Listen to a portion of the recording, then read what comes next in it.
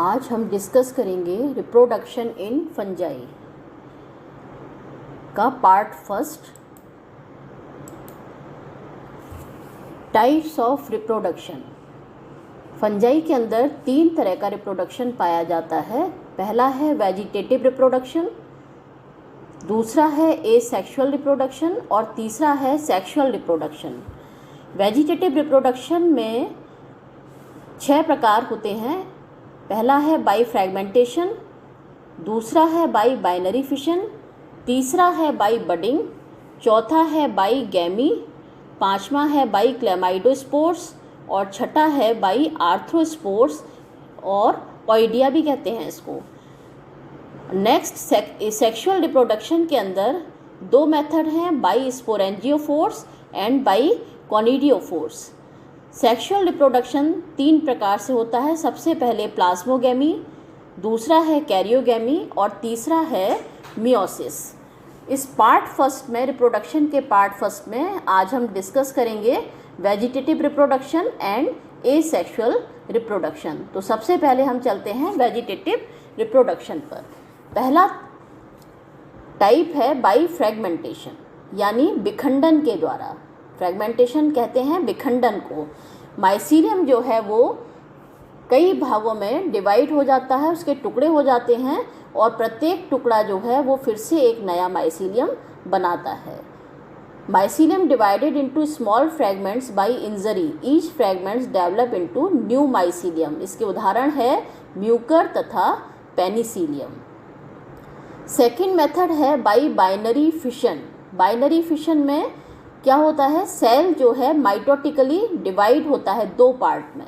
एक cell mitotically 2 part में divide होता है, 2 डॉटर सेल्स बनती हैं और प्रत्येक डॉटर सेल्स जो है वो एक नया इंडिविजुअल बना लेती हैं, यानी एक नया माइसीलियम बना लेती हैं। यह अधिकतर यूनिसेल्यूलर फंजाई के अंदर पाया जाता है, जैसे ईस्ट। ईस्ट की कोशिका जो है यूनिसेल्यूलर होती है। यूनिसेल्यूलर कोशिका में बीच में से क्या होता है, बाइफर्केशन होता है। माइटोटिकली कोशिका जो है वो 2 भागों में डिवाइड होकर 2 डॉटर सेल्स बनाती है और प्रत्येक सेल जो है वो एक नया इंडिविजुअल बनाता है।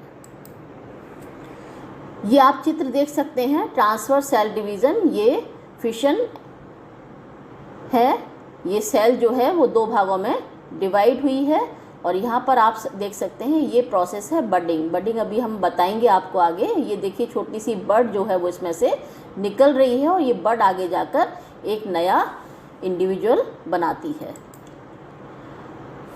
नेक्स्ट है by budding, the production of a small new cell from the outgrowth, that is bud of a cell, it is called budding. It is occur in unicellular organism like yeast, class saccharomyces.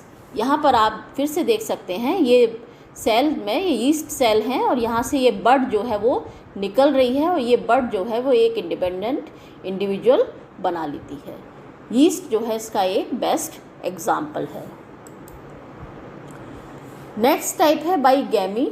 In some members like Saprolegnia the mycelium forms and divided into thin walled undifferentiated structure called gemmae. This separate from the main filament and develop into new mycelium. Mycelium के ऊपर एक पतली सी भित्ति का क्या बन जाता है, एक अनडिफरेंशिएटेड मास, अनडिफरेंशिएटेड अविभाजित प्रकार का एक स्ट्रक्चर बन जाता है जिसको हम गैमी कहते हैं।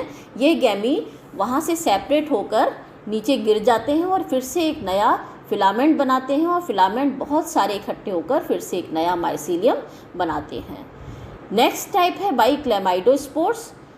क्लेमाइडोस्पोर्स थिक और हार्ड स्ट्रक्चर है और ये ज़्यादातर जब परिस्थितियाँ जो हैं अनफेवरेबल होती हैं उस टाइम इनकी भित्ति जो है सीक्रेट करके बाहर से एक कठोर संरचना बना लेती है। ये क्लेमाइडोस्पोर्स जो हैं वो मिट्टी में पड़े रहते हैं और जब इनको फेवरेबल कंडीशंस मिलती हैं तो ये अंकुरित होते हैं और एक नए माइसीलियम का निर्माण करते हैं। इसका उदाहरण है हिस्टोप्लाज्मा एंड फ्यूजेरियम। अगला टाइप है बाई आर्थ्रोस्पोर्स, या इनको हम ओइडिया भी कहते हैं। ये स्पेशल टाइप के स्पोर्स हैं जो बेसिपीटल क्रम में फिलामेंट से निकलते हैं, इनको हम आर्थ्रोस्पोर्स या ओइडिया कहते हैं। ये बाइसेप्टेट होते हैं, इसलिए इनको आसानी से ये अलग हो जाते हैं बाइसेप्टेट होने के कारण, और फिर से एक नए फिलामेंट में जर्मिनेशन करके नया माइसीलियम बनाते हैं। नेक्स्ट है एसेक्सुअल रिप्रोडक्शन। सेकेंड टाइप का रिप्रोडक्शन होता है एसेक्सुअल रिप्रोडक्शन, जिसे हम अलैंगिक जनन भी कहते हैं। अलैंगिक जनन के अंतर्गत दो प्रकार के स्पोर्स बनते हैं, एक होते हैं एंडोजीनस स्पोर्स और दूसरे होते हैं एक्सोजीनस स्पोर्स। एंडोजीनस स्पोर्स को स्पोरेंजियोफोर्स कहते हैं और एक्सोजीनियस स्पोर्स को क्या कहते हैं? एक्सोजीनस स्पोर्स को कॉनिडियोफोर्स कहते हैं। पहला हम देखेंगे endogenous spores. These are formed within a sac-like spore-producing structure, the sporangium, which may be terminal or intercalary in position. ये एक स्पोरेंजियम के अंदर बनते हैं और sporangia are produced on sporophores which are known as sporangiophores. Sporangiophores के ऊपर sporangia लगे रहते हैं और स्पोरेंजिया के अंदर क्या होते हैं? स्पोर्स होते हैं। स्पोरेंजिया फोर्स जो है वो ब्रांच्ड भी हो सकते हैं और अनब्रांच्ड भी हो सकते हैं, और इसमें जो स्पोर्स होते हैं उनको हम स्पोरेंजियोफोर्स के अंदर स्पोर्स जो हैं वो निर्मित होते हैं। स्पोर्स में भी मोटाइल और नॉन मोटाइल, ये चल या अचल दो प्रकार के हो सकते हैं। मोटाइल स्पोर्स को, जो चलनशील स्पोर्स हैं, मोटाइल जो हैं उनको हम जूस्पोर्स कहते हैं, क्योंकि इनके ऊपर क्या पाए जाते हैं? फ्लैजेला पाए जाते हैं। और जो नॉन मोटाइल स्पोर्स हैं उनको हम एप्लानोस्पोर्स कहते हैं। यहाँ पर आप देखिए ये एंडोजीनस स्पोर्स हैं, राइजोपस और स्पोरेंजियोफोर म्यूकर का। ये आप देखिए ये राइजोपस है, राइजोपस का के स्पोर्स जो हैं ये बाहर लिबरेट हो रहे हैं। ये स्पोरेंजियोफोर है, ये संरचना स्पोरेंजियोफोर है, और ये है स्पोरेंजियम, और जिसके अंदर स्पोर्स जो हैं वो भरे हुए हैं। जो चलनशील स्पोर्स होते हैं उनको हम क्या कहते हैं? जूस्पोर्स कहते हैं। जून मीन्स होता है एनिमल और स्पोर्स मीन्स होता है सीड या spore. Are commonly found in many lower fungi. Example Achlya, Saprolegnia, Pythium, Phytophthora and Albugo. ये कुछ उदाहरण हैं फंजाई के जिनके अंदर जूस्पोर्स जो हैं वो पाए जाते हैं। They are naked spores, naked spores होते हैं, और दे हैव 1 or 2 फ्लैजेला। इनमें एक या दो फ्लैजेला हो सकते हैं। There are 2 type of flagella in fungi, the whiplash and tinsel. पहले भी हम इसको डिस्कस कर चुके हैं पुराने वीडियो में कि फ्लैजेला जो हैं वो दो प्रकार के होते हैं, एक होता है विप्लैश फ्लैजेला और दूसरा होता है टिंसल फ्लैजेला। ये देखिए आप, ये स्मूथ वॉल्ड, इसमें किसी भी तरह का कोई स्ट्रक्चर नहीं है, ये स्ट्रक्चर कहलाता है विप्लैश फ्लैजेला। और ये वाला जो स्ट्रक्चर है जिसमें ये छोटे छोटे रोए दिखाई दे रहे हैं, इसको हम कहते हैं टिंसल फ्लैजेला। इन रोओं को क्या कहते हैं? इनको कहते हैं मैस्टिगोनीम्स, ठीक है। और इस तरीके से देखिए ये स्पोर्स के ऊपर फ्लैजेला जो हैं, ये देखिए टिंसल है, एक तरफ टिंसल लगा हुआ है और दूसरी तरफ विप्लैश लगा हुआ है। तो इस प्रकार से दो तरीके के फ्लैजेला जो हैं जूस्पोर्स में पाए जाते हैं। ये फ्लैजेला एक हो सकता है, ये फ्लैजेला अग्रभाग पर स्थित हो सकता है, पश्च भाग पर स्थित हो सकता है, या ये दो हो सकते हैं, बाइफ्लैजेलेट कहते हैं उनको, या ये अग्रभाग पर या एक पश्च भाग पर भी स्थित हो सकता है, या दोनों फ्लैजेला जो हैं वो अग्रभाग पर या दोनों फ्लैजेला जो हैं वो पश्च भाग पर भी स्थित हो सकते हैं। On the basis of flagella, there are 4 types of zoospores.